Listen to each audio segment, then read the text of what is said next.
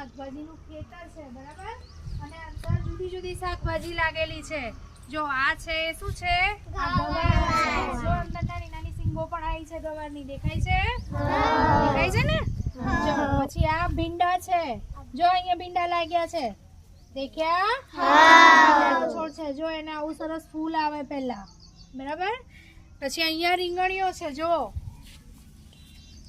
આ બધી રીંગણીઓ છે પછી આ મરચાના છોડ છે આની ઉપર મરચા લાગે મરચું કેવું લાગે મરચું ખાઈએ તો કેવું લાગે બરાબર અને આ બધા વેલા છે આ વેલાવાળા શાક છે